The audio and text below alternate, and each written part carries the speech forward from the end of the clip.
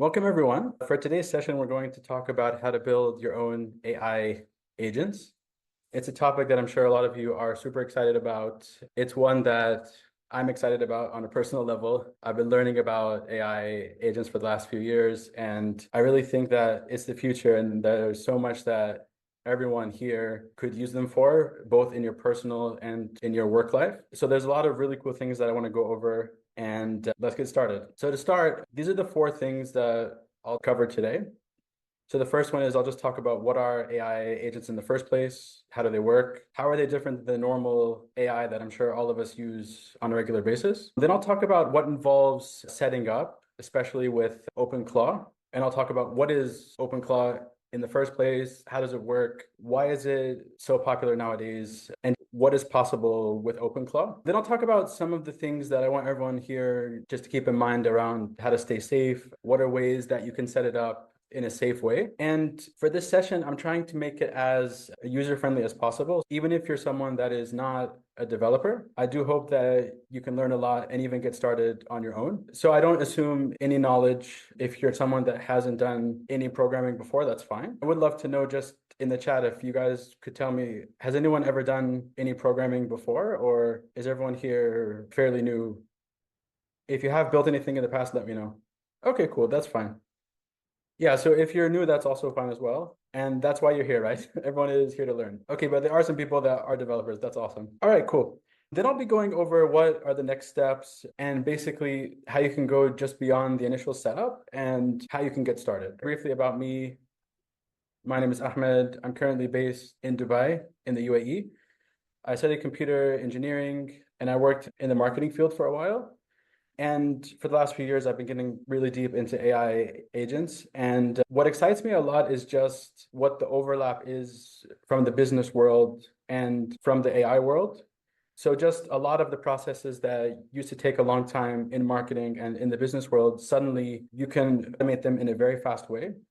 And I'll be going over some of the use cases and I'll give some examples of that. All of you could start applying right away. I guess just to start, I'd like to ask everyone here a question. What are AI agents? If anyone would like to tell me in the chat or unmute your mic, feel free. Has anyone heard this term before, AI agents? What is an AI agent? Any guesses? Okay, it's an AI that does something specific like a bot and it can act like a person. Yeah, that's a good answer. Yeah. Autonomous AI flows. It's a program that does AI. Yeah, like workflow. Yeah, so I did notice a lot of you are mentioning that there's a workflow involved. That's true. Anything that's automated. Okay, cool, cool. It can adapt to a situation. Yeah, that's true as well. It can learn. Like before we get into OpenClaw, I would like to just talk a little bit about what is an AI agent in the first place. So on a basic level, an AI agent is a form of automation. And it's a way that you can automate things in a few ways. So the first thing is that it works with LLMs or large language models. These are the AI tools that I'm sure all of you are familiar with already, like OpenAI, Claude, all the ones that we use on a daily basis. What an agent does is it can use LLMs, but that's just the start, right? So the first thing is it uses these large language models. For the second thing is it can integrate with other tools. So imagine I can integrate it with my calendar, with my Gmail, with my social media, and I can have it actually start doing stuff, right? So I can have it send an email on my behalf. I can have it do a Google search for me and then put that data in a spreadsheet. I can have it add an event in my calendar. So I can basically have it start doing stuff for me while using these tools. And the third thing, which basically turns it into something that's automated, is that I can build a workflow or something that happens where I can either do it on a time basis. So for example, I could say at 9 o'clock in the morning, do this thing every single day. So I could basically have an automation that's running in the background where it would do something on a time-based action.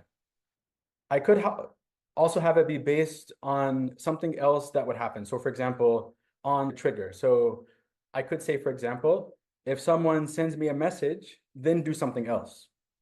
So the two main ways that I could use AI agents are either if it's based on a time at 9 o'clock, do this thing, or I could say, if something happens, then do something else. If someone sends me a message, if someone adds me on my calendar, all these things, then do something else. So you can basically feed automation into it.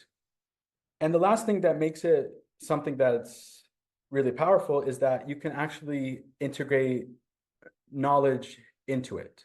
So for example, imagine that you have a company. You could actually feed it data from your company, and it would know about things like your pricing, what are the products that you offer, and it would add it into its knowledge base. So then I can do stuff based on that. So I wouldn't need to keep telling it about my case every single time. So for example, I could say, oh, find me the 5 clients. And I wouldn't have to say clients for what, because it already knows my business in its knowledge base. So those are the things that an AI agent is capable of, is that it can work with an LLM, it can integrate with tools, it can do automations, and it can have some knowledge. Now, are all of these things that are new, or have they been around for a while? What do you think?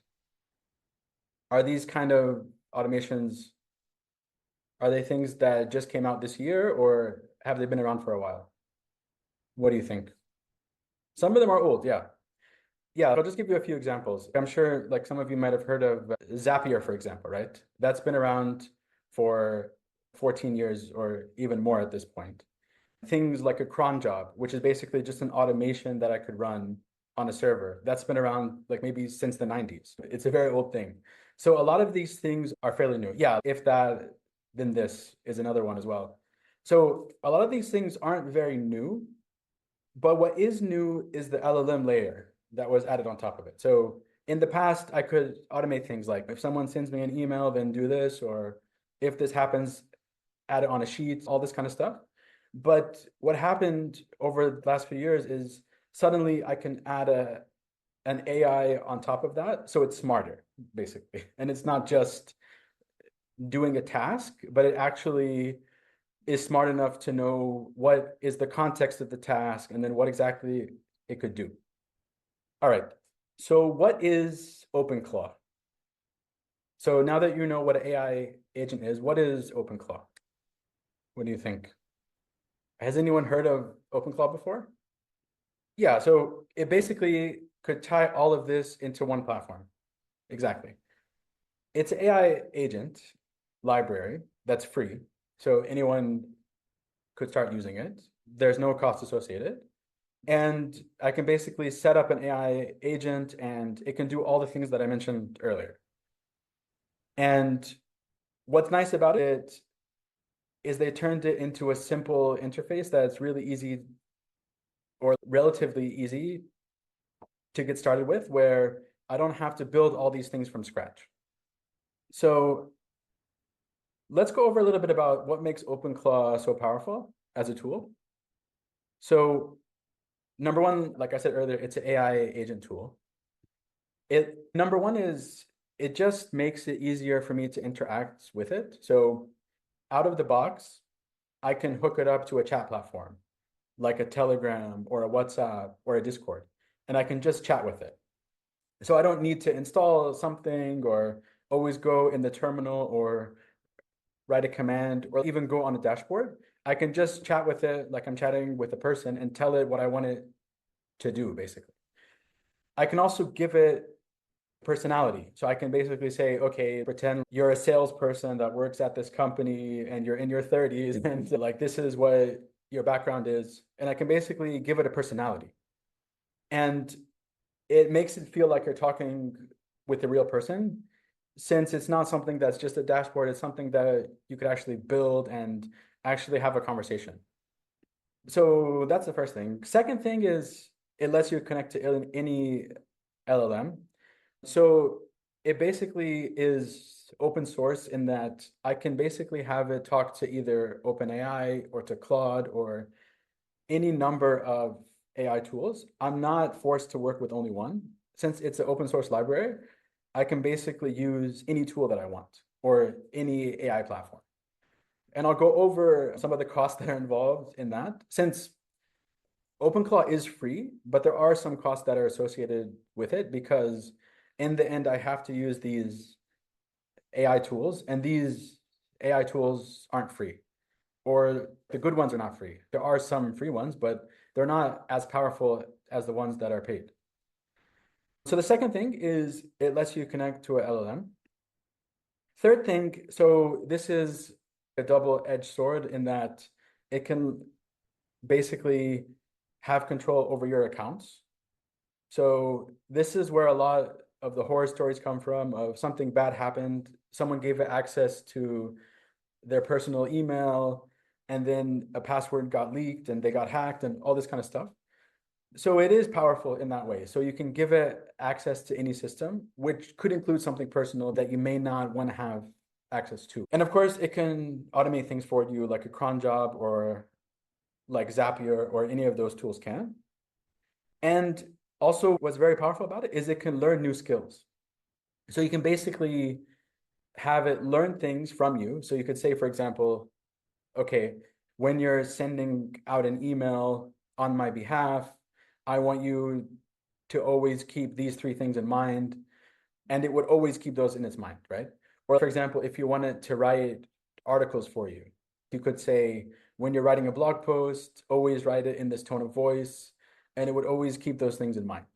So you can basically feed it all these skills. And like I said earlier, you can also feed it knowledge, where you can say, this is what the context is of my business, of me as a person. And it would always know that what is the context that it's operating in. So you don't have to always tell it, oh, this is the company that you're working for. It just knows that this is what the context is. And the last thing is it also has the ability where it can build things for you. So it actually has a coding library that's built into it. So you can actually tell it to start building things for you. So for example, other tools, if you use a tool like a Zapier, for example, right? If the integration is not on the platform, then it won't work because they only have a certain number of tools that integrate with the platform. But with OpenClaw, the good thing about it is that if an integration is not there, I could just tell it, just build this integration, right? So it basically is powerful enough where it can build things on its own. So it doesn't need to only work with the tools that are available. So for example, like imagine there's a new CRM system or a new software that would, that you want to integrate with now, right? Even if it's not known by the agent, I could tell it, here are the docs for this new tool. This is how this new tool works, and it'll figure it out and it'll build the integration for you. So for me, that's what makes it so powerful, is that it can learn on its own, right? It's not just fixed where it only works with the tools that are available. No matter what you want to do, you can probably have a way that you could do it. So what are some practical use cases for this? Let me just give you a few examples. So the first one is I could do research, for example. So I could say, look on the internet for certain things. Find me, like, for example, imagine that you're looking for a job, right? Like you could say, every morning, find me 5 jobs that I could apply for in this field. And it'll just automatically find 5 new jobs for you, and it'll add it on a spreadsheet, or it'll send you an email that these are the jobs that I think that you should apply for. Or you could say, if you work for a company, like you might say, okay, I want to use it like to find leads, for example. So you could say, look for this profile of a customer and find leads for them. It could also integrate with tools like Apollo, for example, which is the sales tool where I can do lead gen, and I can basically find leads on its own. I can build apps or websites. So I no longer have to use any of the no-code platforms. I can basically just start chatting and say, I want to build an app that does this, and I explained it in the chat, and it just builds it for me. The same applies to a website or anything else that I want to get built. So I can basically just, it's like you have a programmer that's built in, and I can just tell it, just build this thing for me. I can also use it for anything that's related to managing a project, for example. So I could have it look at anything that's pending and then maybe send follow-ups, or I could update status of things that are completed, and I can do all of those things. On the marketing side, also, I could say, for example, I want you to make articles for me on this topic. I want you to make videos for me, and it can even actually do the posting for you also. So not just make the content, but actually do the posting for you. So it can be fully autonomous. Also, you could just use it on a personal basis. If you want to say, okay, I'm planning a trip in the summer, find me what are the destinations that work in this budget, and it'll find it for you. So there's almost no limit to what's possible. And that's what makes it so powerful, is that pretty much anything that you could think that you may want to do online, it can do it. Now, how hard it is a different story, right? Some things are harder than others. Some things are easier than others, but if it's possible, then you could probably do it. Okay, there's a question. I have a question. Despite these advantages, AI, they could be used to develop autonomous weapons, launch cyber attacks. How can you trust AI?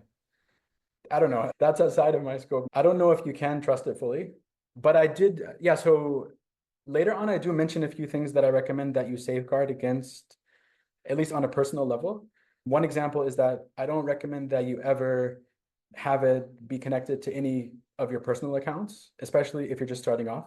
So I would never have it work with my own email account. Since my email account is tied with my bank account, is tied with a lot of other sites that I use. And if someone would hack into my personal email, they could do a lot of damage. So some of it is just figuring out what are things that would be dangerous if they would be public, and just not give it access for those things. And I'll talk about some of the safeguards also later on. And especially if you're just starting off, I wouldn't give it access to anything that you think is important. And I'll explain a few ways that you could do that in a bit. Okay, so another thing people often ask is, yeah, it sounds cool, but can I just do this on my own? Especially if there's someone that's a programmer. Like they could say, okay, I could just use something like Claude Code, for example, and just fire that up and then just build everything on my own. So is that possible or not? What do you think? Is it possible for me to do all the stuff that I mentioned with other AI tools, like a Claude Code, for example? Yes, it is possible, right? It is difficult, but it's possible. So like an analogy that I like to think about is, okay, imagine that you order food from a restaurant, like a pizza, right? And you go out, right? You could say, yeah, like I could make a better one at home, but are you a chef? Do you know exactly how to use these tools? That's a different story, right? So if you're a developer that's been a developer for a very long time, you could probably build a lot of this on your own in a cheaper way. It would take you a lot of time, but you could probably still do it. If you're someone like me, someone that's also focused on other things, like you're maybe running a business or you work in the marketing field or some other field, then it's not worth it for you. It's like, why would you reinvent the wheel? It would take you hundreds of hours for you to build something similar, and you wouldn't really get that much of a benefit from it. So what really makes OpenClaw so powerful is that, number one, it's a tool that's easy to set up conveniently. So you don't need to do much. And the whole setup takes maybe 30 minutes just to set up. And also, since it's so popular, there are people, and it's an open source tool, there are people that are constantly building new skills and new things that it can do. So if there's something that you would want to do, there's a high chance that someone already did it. So I could just Google it and find a way that I could do it. So it saves you a ton of time, not just because it's easy for the setup, but also because it's an open source project and it's very popular, and there's people that are constantly building on it. So as time goes on, it has a network effect where it'll only get more and more easier as things go on. So let me go over a few practical things that I personally used it for, and I'll just show you some practical examples of this. So one case is I just built a tool where it would find me what are jobs that are vacant in my field, and it would send me a list of them every morning. And it would also have a link where I could apply for it. And I basically also fed it in what is the salary that I'm looking for in this range, in this location. And it would send me a summary every single day. And I could do this for anything. It could be for a job, it could be if you want to find a client, it could be for anything that you may want to search on a regular basis, just so it can do that research for you. Another case that I set up is I hooked it up with my social account. So now it can post for me. In a very simple way, it can post if it's like a text-based platform, like X, for example, then that's super simple. But even if it's something that needs video, like a TikTok or a Instagram, there are ways that I could integrate with other tools that can build out videos and then it can post for me. So it can basically manage your social media. It can build websites. So I actually have a website that I built for this actually. I'll put it in the chat, where I basically built a site where you can learn about OpenClaw. And I had OpenClaw actually build it. So it built the whole thing. I didn't even have to open anything else. I just chatted with it and I said, build this, build that. And I had to go back and forth a few times, but it did everything on its own. The only thing I had to do was I had a domain that I had to just give it access to, but that's all I had to do. I just put the link above. Yeah. Another case is I built a blog where it learns what it knows about OpenClaw and it puts it into a blog post every day. So it automatically sees what it's learning about how it works itself, and it would post blog posts automatically on its own. So how this works is it basically set itself up with a WordPress site and it posts on its own when it has a new idea. And this is very powerful since I don't have to log into WordPress or figure out what I should post on. And imagine I could do this for any company. Imagine I have a travel agency, for example. I could just say, write articles about every package that we have. And it would automatically write about every single destination automatically. So it can do all this. And then, I mean, it has a really good effect in terms of getting you ranked organically, and it can get you a lot of traffic also.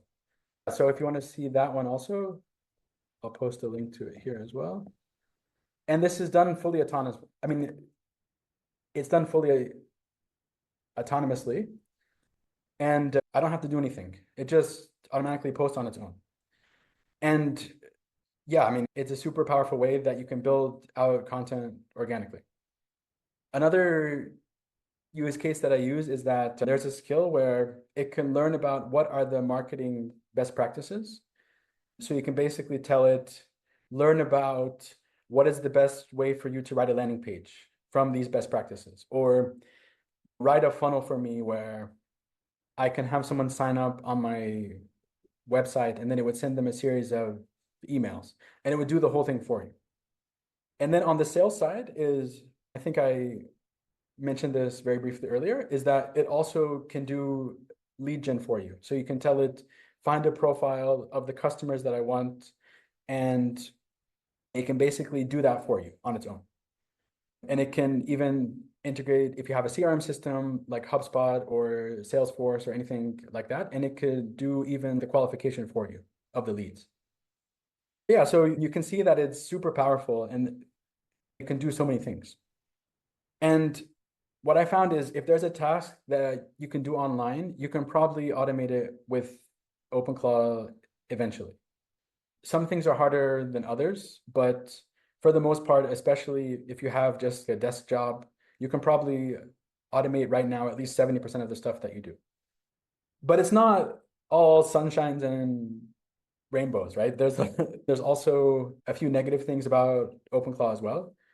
So the first thing is, and I think that we talked about it a little bit, is that if you don't set it up in a secure way, it can hack you, or they could gain access. And then if you think about it in hacking terms, it basically opens up a back door into your accounts.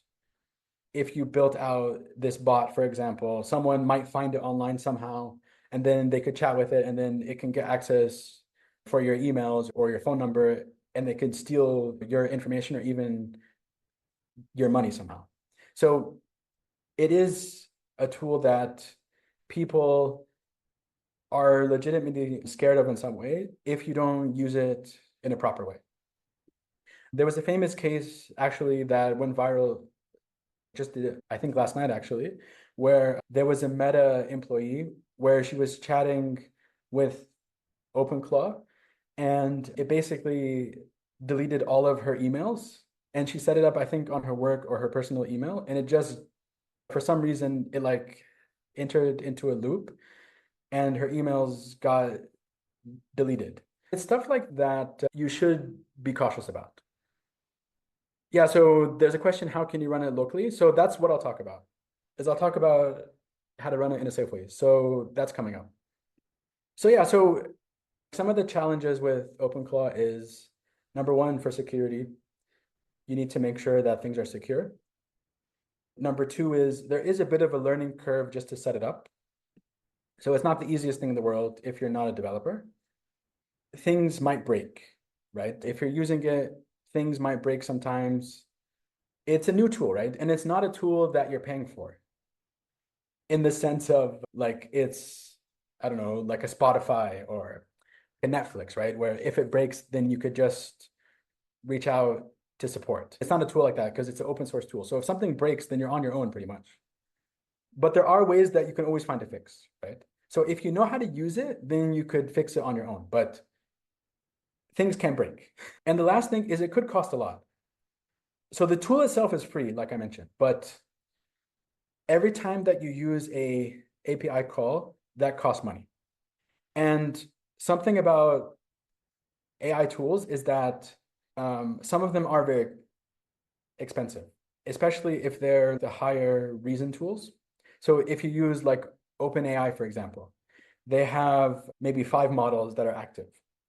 If you work on the top 2 models, which are the smartest ones that can do almost anything for you, they're also very expensive. If you use those, your costs could balloon up very fast. And for me, when I first started using it, I was spending like $10 a day sometimes. And I didn't know why. Then I found ways that I could bring my costs down. But yeah, like you should expect that you should at least spend a little bit of money on it. And there are ways that I'll talk about where you can actually do it in a way where you could save money. So there are ways that you could run it where it is very cost effective, but you just have to know what are the pitfalls. So yeah, so if you're setting this up as a beginner, number one is I would never install it on your own device. So that's out of the question. Never install it on your own laptop or your own computer. Since if you do that, it might get access to all of your personal data. Imagine your photos and your emails and all this stuff. So I would just never install it on your own laptop. I would also never have any of my personal accounts be connected. So if you have a Gmail, never use your main Gmail as the one that's used for it, especially if it's linked to a bank account or something serious like that. And that includes your phone number as well.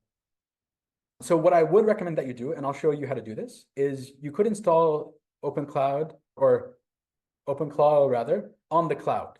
So you could install it online. So it's installed on the internet and you still have access to it, but it's just not installed on your own machine. And there are some basic security best practices where you could set this up. Is the OS agnostic? So you mean, could you install it either on a Mac or a Windows? Yeah. So you can install it on both. So it doesn't matter if you're on a Windows or a Mac. There's also a question, when you say connect, does it include signing up or when you build the agents? So the question is around signing up, or you mean on your personal accounts? Is that what you meant? Yeah, so I would never do it even after signing up, since if something goes wrong, especially if you're a beginner, something might go wrong. If you're advanced and you're using it for a long time, use it at your own risk, of course, but I personally wouldn't do that. For example, one thing that I'm doing is I basically set it up with its own email address. So it's just like its own email. So if that gets hacked, it's not a big deal, right? It's not my personal email. So you could do that, which is what I did. Could you run it as a container? Yeah, that's what a VPS basically is, and I'll explain that. So it is a container basically. But I wouldn't run it locally unless you really know what you're doing. Yeah, so the four main ways that I could set up OpenClaw is I could set it up on my own device, on my laptop, which I don't recommend that you do, especially if you're attending this call. If you're like a developer that works in security and you know what you're doing, then fine. But if you're someone that's a beginner, then I would never do it. I personally would never do that. You could install it on a new device. So a lot of people, they bought a Mac Mini or a new device and they installed it there. That's also fine as well, but it's unneeded. A Mac Mini, I don't know how much it is, like maybe $500, $600, maybe more. I mean, if you have one that's just laying around, sure, but it's pretty expensive, right? The way that I recommend doing it is just through a VPS, which basically just means it's a cloud server. So it's a server that you install in the cloud, and it's as low as $5 a month. A Mac Mini is like 500 at least, but you could install it instead just for $5 a month. So it's much, much cheaper, and it gives you the same benefits, especially if you're just starting out.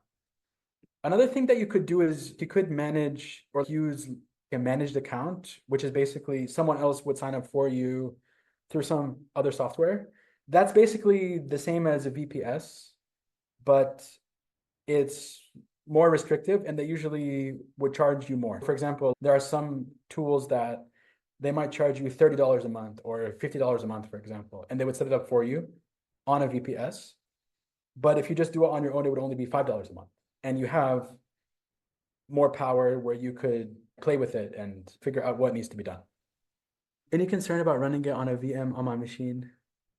Yeah, it's only for isolation, honestly. If you have a VM, that's fine, like a virtual machine locally, feel free.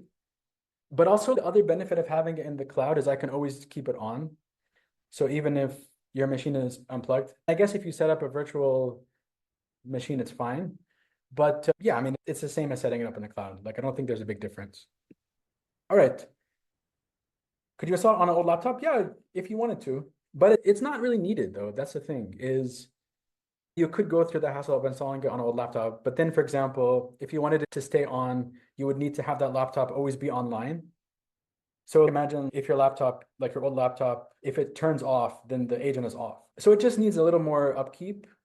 And you need to figure out how to add a server and all that. It's possible, but for me, I don't think it's worth the hassle since you could use a tool that's only $5 a month and it'll do everything for you. And it's always on. Yeah, so yeah, like I said, so setting this up is free. OpenClaw is fully free, like you don't have to pay for anything. But there are some costs that are associated with OpenClaw.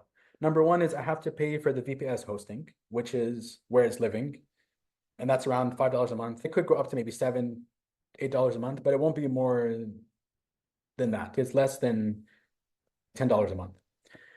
The other cost is the LLM usage, which is how much of the AI is it using? And also how smart do you want your agent to be? So if you want to have the most cutting edge model and you're doing a ton of stuff, you might pay hundreds of dollars a month because it's using like the cutting edge model and all this. But if you would operate with a cheaper model, I could do the same for maybe $5 a month or $10 a month even. So yeah, so all that's possible. Yeah, there's a question, am I able to use open source? Yeah, that's possible as well. Yeah, so any model is possible. Since it's an open source library, I can literally use any model that has an API. So I can use like the JLM model, which is basically free. I can use min-max, which is very cheap. I can use Llama, like you said. So there's so many. And yeah, I mean, if you're smart about it and if you test out one of the lower models, like you might only pay $5 or like $10 a month even. Another thing that I recommend, it's not mandatory, but it just makes your life a lot easier if you get a Claude account, so you can have a Claude Code installation.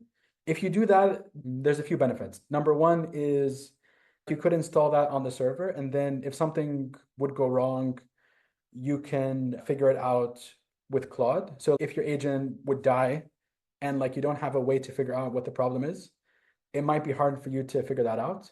But if you have a tool like a Claude Code that's installed on the server, if the agent dies, you just go into Claude Code and say, fix the agent, and it does it for you. So that's an optional step, but it's one that I recommend, and that's $20 a month. And the other thing about this is that this was literally just announced maybe yesterday, is that you can actually use your cloud subscription with OpenClaw. So you can, so the 20 that you're paying a month, it's a little harder for you like to set up, but if you do set it up, maybe as a next step, you can only pay just the $20 a month, and then you don't even need to use any of the LLM APIs. So your cost is basically fixed. Now, the downside of that is you may be limited a bit. So you might only be able to run like a few operations every day. The benefit is if you don't have a ton of things that you're doing, it still might be worth it. Are you really okay to pay $200 a month? I'm not okay. No, that was what my first setup was, like just to set it up. But now I'm paying around $30 a month. Yeah. Yeah, so that's a common thing actually, Ronan, that they were suspending their accounts. I think that's old news though. Like I also read that article as well, or someone posted about it on X. I haven't personally seen it.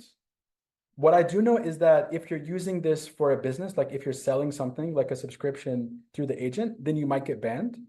But as far as I know, if you set it up and you're only using it just for your own tasks, even for your own business, but it's not something that you're selling externally, then it should be fine. And even if you look at the OpenClaw at their own docs, or even on the GitHub of OpenClaw, they recommend that you use OAuth with Claude. So if you look now, even it's on their GitHub. So I think that's old news. I think some people were scared. And I think that Anthropic were very vague about it. But as far as I know, you won't get banned unless you're selling something that uses the API. Imagine that you set up a service where someone could, I don't know, make photos on your app and that uses their credits, then you might get banned in that way. But if you're just using it on your own for your own agents, it should be fine. As far as I know, this changes on a day-to-day basis, but that's the latest I heard. Can I run multiple LMs? Yeah, definitely. So that's also something that I'll talk about in a bit, is that you can actually have it in a tiered way where you basically say, if it's something that needs thinking, use the advanced model. If it's not, then use the basic model. So that's how I managed to get my cost from $200 a month down to less than 30, right? Is I set it up in that way. So there are ways to optimize it, definitely. So yeah, so how do you get started? So this is basically what you need to do. Now, one thing about this is if you're someone that wants me to set it up for you, I can, and I'll explain it at the end. If you want me to have a call with you and I'll walk you through it, I could do that, and I'll explain at the end of the call. But this is something that you could totally do on your own. So if you're someone that wants to do it on your own, I do encourage you to do that. But if you're someone that feels like this is a bit too advanced for you or you're not comfortable doing this, then let me know and I can see if I can help you out. So the first thing is, this is probably like the biggest barrier, is people have to use a terminal. So what is a terminal? A terminal is basically a command line on your machine that lets you interact with other servers or other computers. So for example, if you're on a Mac, let me show you. You should have a terminal that's installed already. So I'll show you what this looks like. If you just click Command Spacebar and then you search for the terminal on a Mac, it'll pull up this terminal. So that's the first step, is you just have to have access to a terminal. That's the first thing. If you're on a Windows or on a PC, then it's a little bit more complicated, but there's just something that you have to install. So you have to install something called Git Bash. It's a free tool, but like you have to install this thing, which basically lets you use a terminal on your Windows computer. So you'll need to install this for free. and I'll put a link here. So if you're on Windows, then you just need to install this thing. If you're on a Mac, then like I said, like you just hit Command Spacebar, search for terminal, and then this should come up. So that's the first step, is I have to have a terminal. Second step is I have to get a API, a key for the LLM that I'm using. And I also need a bot token that I can interact with it. I recommend using Telegram for that because it's free and I don't need to use my own phone number. So what I recommend is, if you're just starting off, to use OpenRouter as the tool for your API. And the reason I recommend to use OpenRouter is because it lets you use any model. So OpenRouter is basically an aggregator where it can, like, you just have to integrate with OpenRouter one time, and then I can use any model, whether it's a free model or a paid model or Anthropic or OpenAI or a Google model. It does all of it under one account. So that's what I recommend that you do, is go to OpenRouter, sign up for an account, and then I just need to make a API key. So I'm going to make one now, and it's not going to work later on, so don't try and use this, but I'll just show you how this works. So I'll just say, for example, it's like OpenClaw test 2 or something. And then I can set a limit. Like, I'll just put $5 in case someone tries to hack me in a bit. And then I'll say, I'll expire this in an hour. If you're doing this on your own, I wouldn't put any expiration. But I just do this and I'll make an API key. That's the first thing I want to do. And I'll need this for the next step. So I'll get this key and I'll come back to that in a minute. Now I go to Telegram. And if you don't have a Telegram account, it's free to sign up for. Just, I think, like, you need to verify with your phone number, but it's free to use as well. And I just sign up for a Telegram account. And then I have to search for something called BotFather. So this is a free tool that lets you basically get a token from Telegram, where I can have a chat with the bot through Telegram. So I come here and I just start chatting with the bot, and I just tell it that I want to make a new bot. Yeah. So I just do /new bot like that. And then I choose a name for it. I'll just call it OpenClaw test, whatever. Then I give it a name. I'll call it OpenClaw. Yeah. Okay. Then now I have a token. So the two things that I need is I have to make an OpenRouter token, and I have to make a token for Telegram. All right, so now I finished with step number 2 and 3. So just by the way, this is being recorded, so I'll send it to you afterwards, so you can watch it later as well. Yes, Deepak, did you have a question? If you do, put it in the chat. Yeah, so then once I do that, now I need to sign up for a VPS. So the one that I recommend to sign up for is Hetzner, I think it's called. I think it's a German company. And they have options where I could sign up for a VPS for around $5. So I just have to make a new project here. Yeah, so I'll just call it something. And I'll just make a resource here. I'll say that I want to make a new server. And I'll just choose the very basic model. So now it's only $4 a month. So it's even less than $5, right? So I just say that I want to make this new server, and it opens up. So that's basically step number 4. Yeah, sorry, I'll get to your question in a minute. I just want to finish this because I think that we only have 5 minutes left. So yeah, so I'll get to this step. And then it should send me an email with the password for my server. So the next thing I have to do is I'll get an email once it's finished of what is the password for my server. It's fine that I'm showing you this because I'll just delete the server right after this, but to never share this with anyone. I'm just showing you the name of education. Yeah, so then I have a password and I have a username. So now what I do is I go back into my terminal, which is here, and I write SSH, which just means I want to have a connection with the server. Then I do root at, then I write this IP address like this. Whoops. Sorry, there's no space here. Like that. Okay, 1 second. Okay. So then basically, like I just need to connect to that server. I think because I just made another account, now it's blocking me, but basically, like I just do that and then it would like then give me a prompt for the password.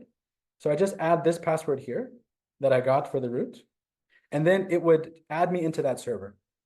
So then once I'm in that server, all I have to do is then follow what the next step is, which is I have to install OpenClaw.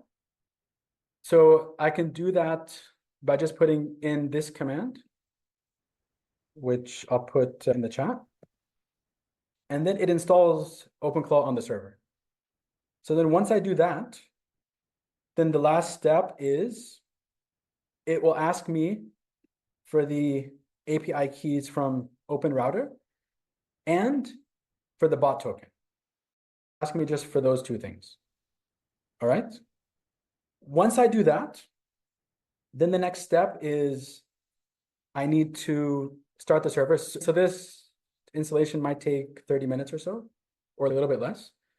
And then once I do, I just need to pair my Telegram, which is this one, with the server. So that's the final step I have to do. And for that, let me show you what the key is for that I have to put in. So it's basically this command here. I'll put it in the chat.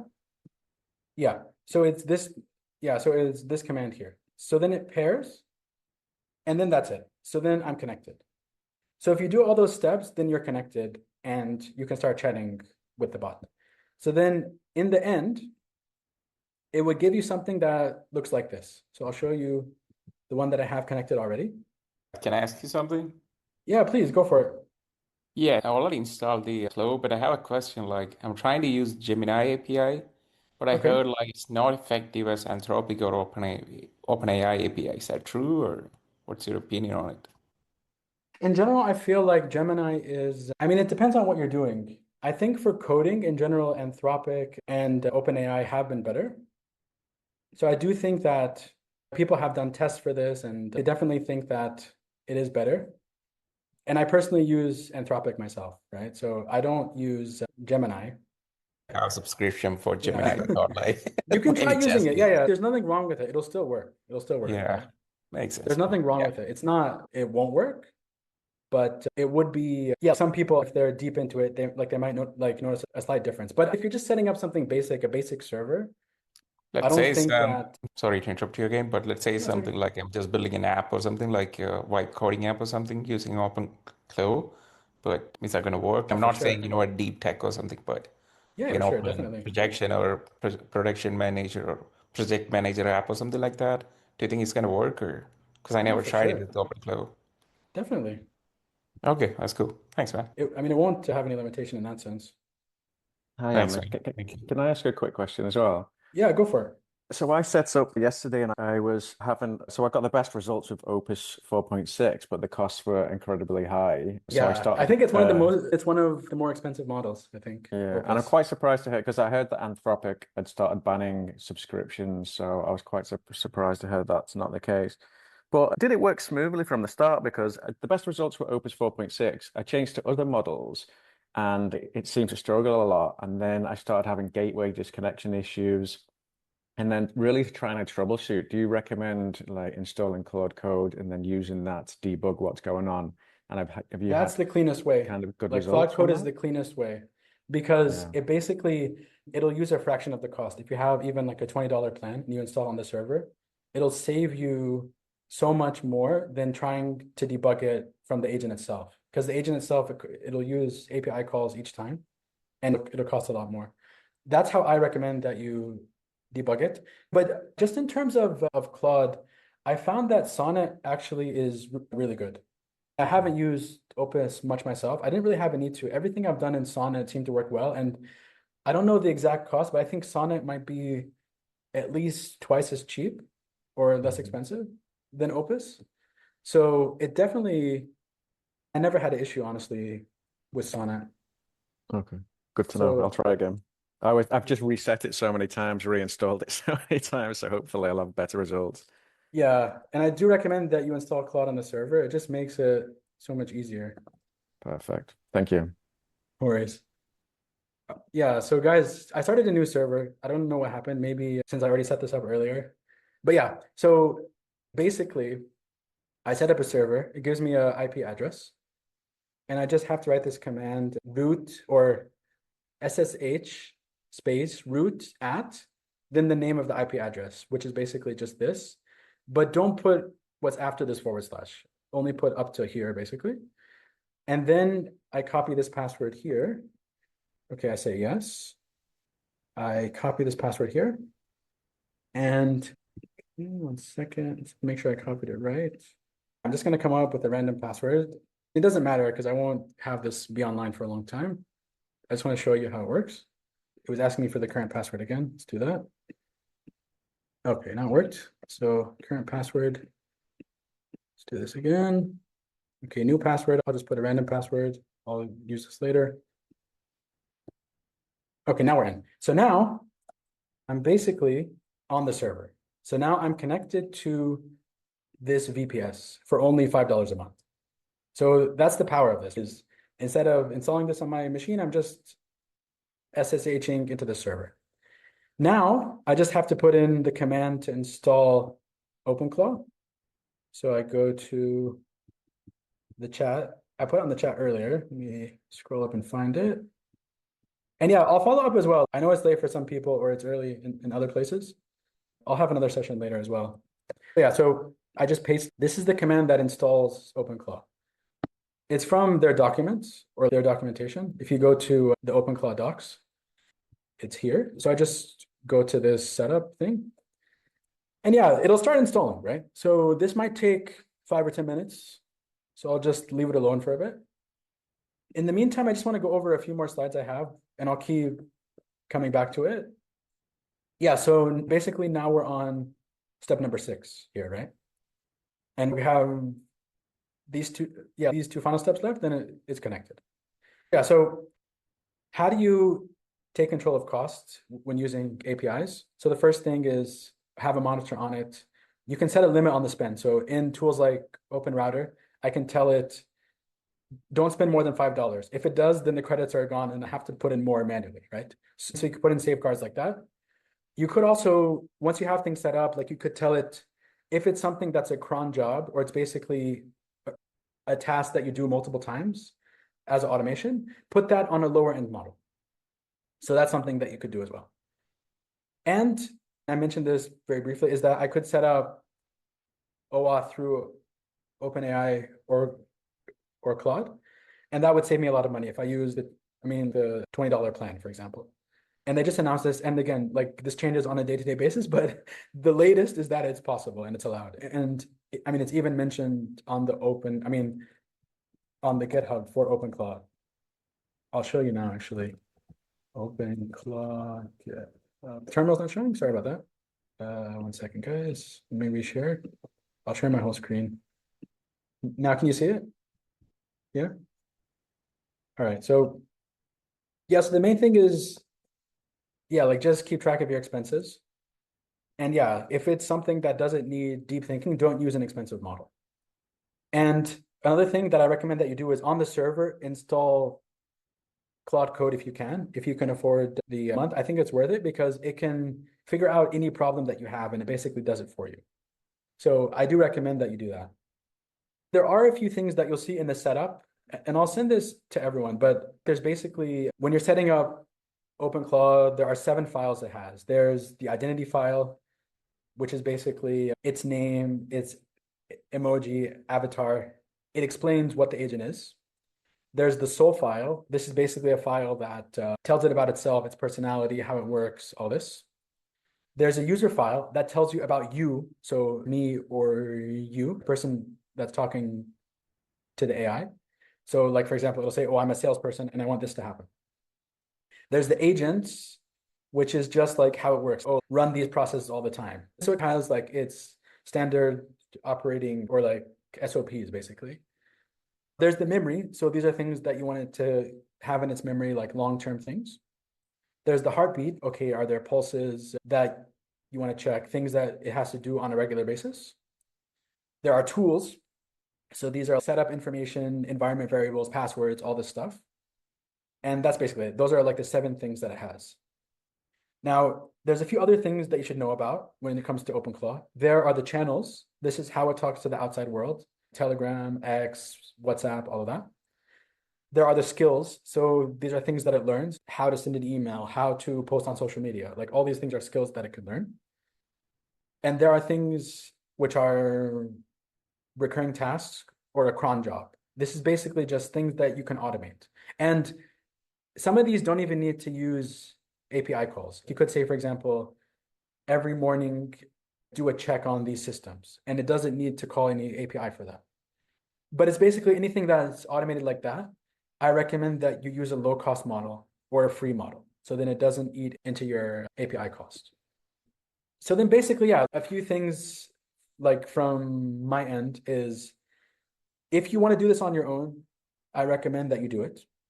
However, if this sounds a little bit hard for you, or you want someone to hold your hand and to walk you through the whole process, I can do that for you as well. If you want, I'll share a link with everyone here. And what I can do is I can promise you that I'll have as many calls as it takes for you to get set up. So even if it takes 10 calls, I'll do that until your setup is finished. I am charging a fee for this just because it will take a long time in some cases. But yeah, if you're interested in that, let me know. Also, I'm planning to have a course also, which I want to launch at the end of March, since as I'm sure a lot of you here see that it's really hard to explain all this in an hour session. I might need even longer, and I could probably keep talking for another hour or two even.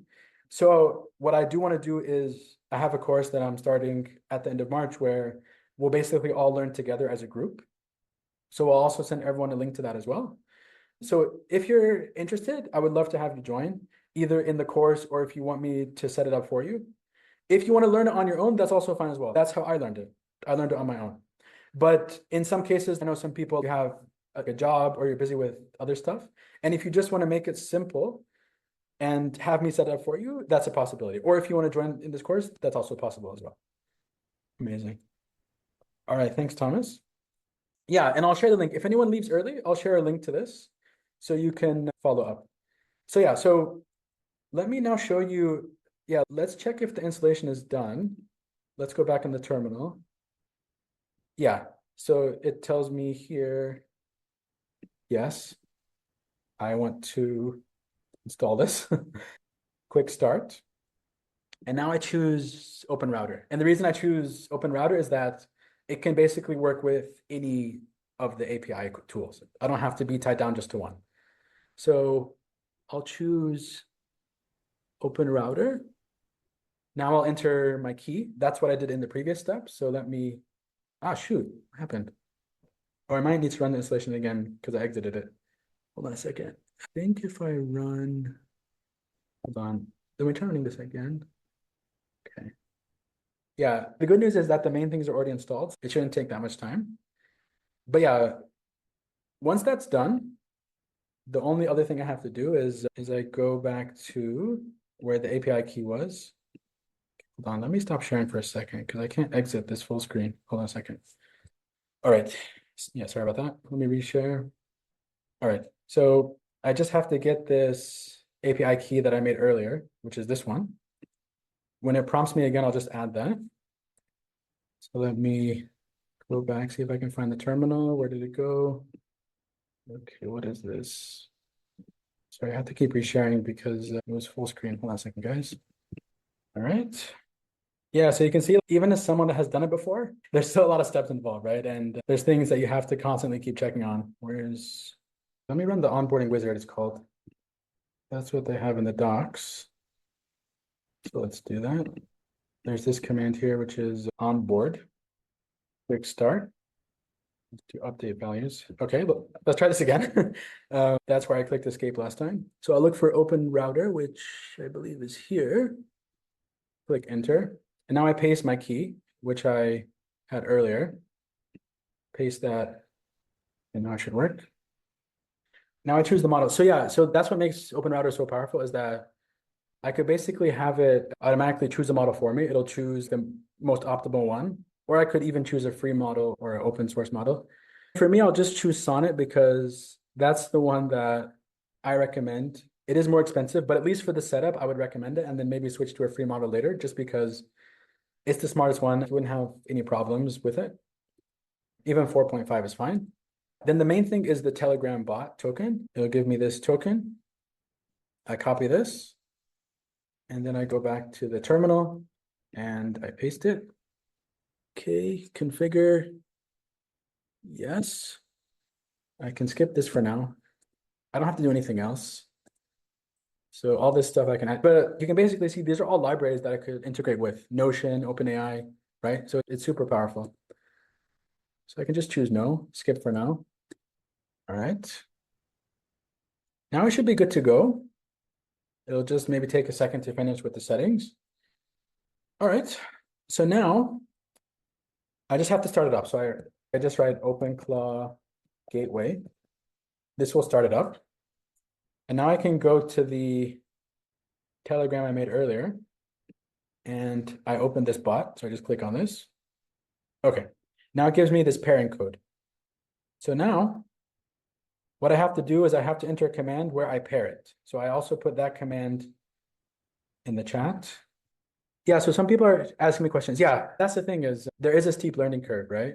That's why I wanted to set up also other sessions, even free sessions as well. But I also thought that a course would make sense, and I can even do one-to-one sessions as well, because there is a bit of a learning curve, and you could learn it on your own, definitely, but it just takes a while. So, but either way, I'll share these slides with everyone here so you can follow along later, or feel free to message me if you need help. But yeah, next I need to have this token here, which is basically this thing. So what I need to do is I need to go back into this chat, and I need to reconnect on the server, but in a different tab. So I basically have to make a new tab like this, and I have to do SSH into the server again. So let me do that. I only have to do this just the first time since I'm setting it up. So I do this SSH root at, and I put in that password I made earlier, which is this. And there's a better way of doing this where you could set up a key, but that's an additional setup that is a little more advanced, but it is possible to do it that way as well. And that's what the recommended way is, to basically set up a SSH key for you. So then you don't have to enter the password every time, right? I don't know what happened here. Let's try again. What you just said, I just forget. Wait. Yeah. So instead of putting in the root in the password, this is not the ideal way of doing it. You can basically have a SSH key on your machine and then load it into the server. So you just can type like just connect, and it connects, and it doesn't ask you for the password every time. That's a little bit more advanced, but I can explain it later on if someone wants, but I don't want to spend too much time on that unless it's like a dedicated session for that. All right, so then now that I do that, I have the pair key. So I just get this pair key like this. I copy this, I put it here, and it should pair. Now it's paired. Now I can say hello to my agent and it's online. So those were the steps that I mentioned here, those 8 steps. And now my agent is live. So it's actually talking to me. And it says, I just came online, who are you? And that's where it'll start to configure all of its settings. For example, it'll start configuring all these files here, like the identity file, the soul file, the user file, agent. So it'll start to basically build out its personality. Then I can define what exactly I want to get done with the agent. So that's basically it, right? So now it says, who am I? Who are you? So I'll just give it a name, right? You're the, I don't know, OpenClaw learner bot. Your goal is to help people learn OpenClaw, right? For example, right? You could have it say anything like, oh, you're the sales manager bot. I want you to help me get more sales for my business. It's up to you. And then you can give it a personality, give it a picture even, like basically have it be a personality. And then it tells you, yeah, so then it asks you follow up. So what it's doing now is it's building out it's all these 7 files. So the identity, the soul, the user, the agent, it's basically figuring out who it is. And then that'll help you automate things later on. Yeah. Yeah, so that's basically it. I think it went a bit overboard, but I would love to do another session. Maybe I'll just focus on the installation and answer any questions around that also. But I'll definitely share this video with everyone here and the slides, of course. And then, like I said, if anyone needs any support afterwards, I would love it if you could join in either booking like a one-to-one session with me, and I'll take as many calls as I need, even if it takes a whole week or even more. I'll have as many calls as needed, and I'll make sure that you're set up properly, and I'll help you set everything up. Or if you want to join our course, there's also a course coming up at the end of March. I used to teach other things like I ran a coding bootcamp before. I love helping people learn, especially if it's a technical topic. So I'd love to have all of you join a future session if you can. And yeah, final thing is also there's a Discord that I made also, which is free. If anyone here would like to join that as well, I'll paste the link for that. And if anyone has a question about installation or anything, please let me know. And feel free to join in the Discord server as well. And I'll be following up later. Can I ask you a question? Yeah, please go for it. Do you have a recorded version of this in which I can, come Of again course. and watch it? I'll send a recording of it, definitely. All right, If you're thank you. on the list for the event and your email was there, then you'll get an email for the recording. All right. Ahmed, Ahmed Mohit this side. I wanna book like a session with you Sure. to set up OpenClaw. What I want is I have certain use case scenarios which are around market research, digital marketing, and all of that, in which I would need like certain help in terms of what is the best structure, how to optimize for tokens and all of that. Will you be helping during the setup in optimizing of the tokens, etc., and setting up that as well? Of course, yeah, I'll do everything. Again, this tool is very new. It's only been around for a month, but everything that I learned, I'll help you with everything I learned so it brings your costs down. And I worked in marketing for a while, so I know what the use cases are. So I can definitely help with that for sure. Yeah, because you already saved me money. I was thinking of buying like a Mac Mini 4 or No, 5 it's not tomorrow. needed. It's not. And you mentioned this Hetchner, the VPS, and how it is easy to set it up. So I think it makes much more sense with that. Yeah, for sure. Yeah. Thank you, Definitely. brother. Looking Of course, forward we'll to be in your touch. slides and yeah, we'll Yeah, be for in sure. I'll touch. follow up with you. I'll stick around also if anyone has any follow-ups at the end of the session, let me know. Anyone have any questions? I have one more question, if you can answer that for me. Right course. now, I'm spending $200 on Claude Max. I am on the highest plan for ChatGPT. I'm also on the highest plan for Gemini. So, like token wise and like optimizing, my use cases are more heavy in nature in terms of I have lots of tasks planned for my agents.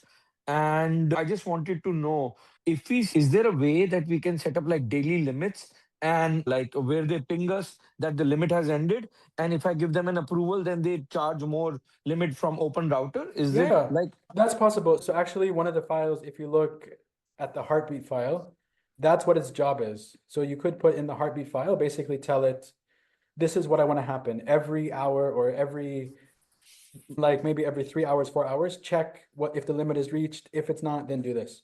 So you could do it in the heartbeat file, or like you could even set a limit and say, if the limit is reached, then ping this one. Both ways are possible. okay? Okay, cool. So I'll go ahead and book the session with you. Thank you, brother. Okay, awesome. Thank you so much. Cool. Yeah, anyone else have a question? I can stick around for a little bit longer if anyone has any follow-ups. Yeah, I have a question. They Oh, Yeah, sorry. go for it. All right. yeah, So, so they my can, question, Oh, sorry, Charan. I didn't know who was talking. Deepak first? Do you want to go first? Since I heard you first, I think. yeah, all right, I Go. can go then. So the question is, let's say install the OpenClaw, Okay. and let's say how to make an app or something like that. So do you think it can work with free apps like anti-gravity or something like that? Like I can use that for it? Because I heard a news like Google is banning OpenClaw. I don't think it's banning it. What do you mean by anti-gravity? I'm not familiar with that. What is anti-gravity? The anti-gravity tool by Google. Let me check if I know what that is. It's been for a month and a half, I guess. It's pretty cool, but I'm just Is thinking, it a no-code tool to build? yeah, you can't use that for anything. Except it's Oh, not okay, yeah, like yeah. lovable. Okay, yeah, so Except it's it's like not a like Claude lovable, Code kind like of you need thing. something to host Like it. Like, alternative to Cursor, AI-powered Ah, okay, IDE. yeah. So yeah, so you don't need to use that. You could use that definitely, but it's not needed because you can it's just not run needed. it in the terminal. Yeah, because in the end that's just an IDE. It's just an interface. Yeah, And but the thing is, like, how can I get a UI for it? Is it any free tool for that or something? Like, I'm trying to get it much cost oh, effective. I see what you mean. Like you're thinking about if there's like an IDE tool that you could use. I'll need to check on that because I'm not sure because everything I did was either on Telegram or in the terminal, and I just coded everything that way. I Do don't you know if do in the web as well, OpenClaw web app? Because I'm also doing that in Telegram, but I never get a chance to use or yeah, the there's a dashboard web. tool as well that's built into Yeah. OpenClaw. It's a dashboard tool, but it's basically a chat. It's not an IDE tool, so it won't show you all the file It's a structure. web UI. It's a web It's UI, web right? UI, exactly. Yeah. But Yeah, it won't show exactly. you the file So structures. I'll need to do research. I'm sure if you go, what I would do personally is just Google it, OpenClaw IDE tool, and just see if there's anything that comes up. Oh, sorry, I need to spell it wrong. I'm not sure, honestly. I'll need to do research. But yeah, I haven't heard of one because it's not really needed. That's the thing. I mean, for so how do you, you like, make are you apps or thinking something? more? Because oh, sorry. Yeah, Go ahead. is the use case that you're thinking to know what files are in the folder and all of that? So the thing is, I want to make apps and stuff using OpenClaw because Yeah, I'm yeah. manually So doing through a Lovable or Cursor or anti-gravity. But I'm just wondering, can I do that with OpenClaw? yeah, for sure, definitely. There's no limitation. Anything that you can do in Claude or in anti-gravity or any of them is possible with OpenClaw. Like the only difference is the interface. But in terms of functionality, it can do 100% of what you can do with any IDE tool.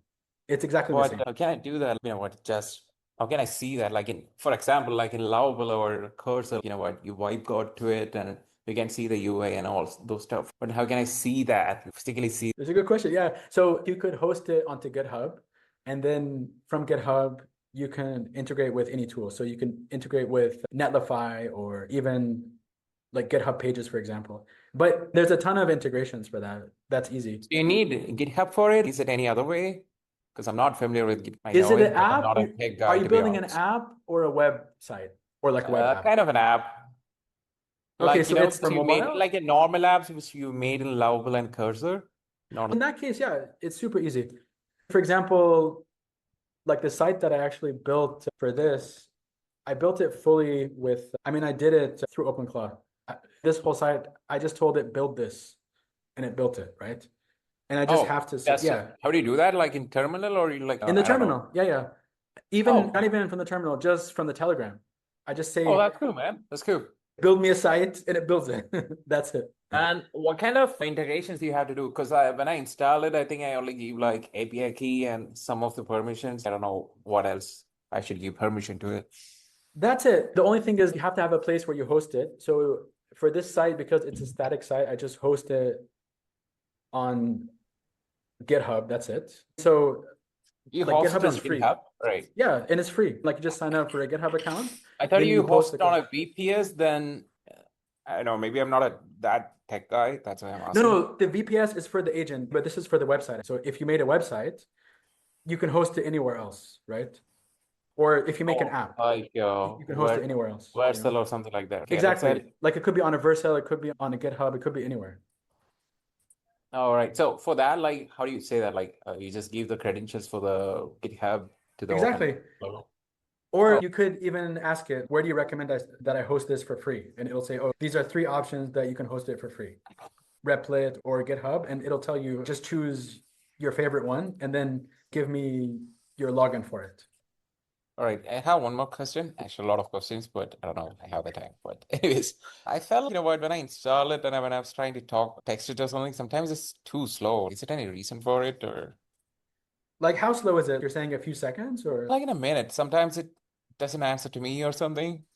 And I'm like, No, okay. that doesn't sound normal. No, it should answer like within maybe 5 seconds. If it's longer than 5 seconds, or like you don't see that it's typing, More than 30 seconds for sure. Not every No. time, but sometimes. I'm like, okay, what's happening? Because maybe when Anyway, I hosted, like the country, I just changed to some other country. Is that some other reason by any chance? Because when could I be. search on Reddit, it shows, yeah, some users say the same. So I'm like, okay, something is happening. Oh, there's All a right. question from Gabriel. All right, thanks so much. Yeah, if you have any follow-ups, feel free to send me an email or let me know, and I can see how I can help about your case. I think Sharon has a question next. I'll pass it on to you, Sharon. Yeah, hi. Hey, I have an idea for something for implementation and all those deployment sorry, I didn't for understand, setting. man. Sharon, you I mean, sound like you're underwater. no. So is it fine now? A little bit better, yeah. Okay. So I would like to have to know that as where we can book for a session for setting stuff. Yeah, for sure. I'll send you an email with the link, but if you go to Hmm. learnopenclaw.ai, there's a link there as well. But yeah, I'll send a link after this session as well. But yeah, I would love to help out for sure, man. Yeah, let's have it too. We should have a one-on-one session for discussing some more things about the idea implementation to steer the things as well. Yeah, sounds great. Let's do it. Yeah. All right. Anyone else have a question? I think I have to go now. Unless there's any final questions, let me know. If you have 10 seconds, just read the last question in the chat. Oh, okay, sorry, man. My computer just froze. I don't know what happened. Could you say Well, it? did it come with a hammer? Which one? Oh, yeah. I don't know, man. Okay, Hold on, anyway, let me I was asking, can you hear me? Now I can hear you. Yeah, I can hear Okay, you. basically I was asking if you were going to show an actual output of this arrangement, like you suggested that your bot will post 2 posts a day to some kind of a blog. Oh, yeah. So there's actually, yeah, I posted a link to it already. No, Can you you hear me? posted the link yeah, but to actually see what's the process in getting that bot to post the 2 posts. Oh, okay. So what is like the workflow you mean? All of that? Yes.